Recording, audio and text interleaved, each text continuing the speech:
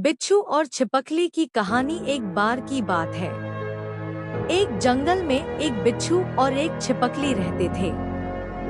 दोनों एक दूसरे से बहुत अलग थे। बिच्छू बहुत चालाक और चुभने वाली प्रवृत्ति का था, जबकि छिपकली शांत और तेज थी, जो तेजी से दीवारों पर चढ़ जाती थी। एक दिन बारिश के बाद नदी में बाढ़ आ गई और बिच्छू को दूसरी ओर जाने की जरूरत पड़ी। बिच्छू तैर नहीं सकता था, इसलिए उसने सोचा कि छिपकली उसकी मदद कर सकती है। वह छिपकली के पास गया और बोला, मुझे इस नदी को पार करना है, लेकिन मैं तैर नहीं सकता। क्या तुम मुझे अपनी पीठ पर बिठाकर नदी पार करवा सकती हो? छिपकली ने कहा, मैं तुम्हारी मदद जरूर करती, लेकिन मुझे डर है कि तुम मुझे रास्ते में डंक मार दोगे। बिच्छू ने उसे भरोसा दिलाते हुए कहा, मैं तुम्हें डंक क्यों मारूंगा? अगर मैंने ऐसा किया तो हम दोनों ही नदी में डूब जाएंगे। छिपकली ने कुछ सोचा और उसे बिच्छू की बात पर विश्वास हो गया। उसने बिच्छू को अपनी पीठ पर बिठा लिया और नदी पार करने लगी। लेकिन नदी के बीच में पहुंचते ही बिच्छू ने छिपकली को डंक मार दिया। छिपकली को बहुत दर्द हुआ और उसने बिच्छू से कहा,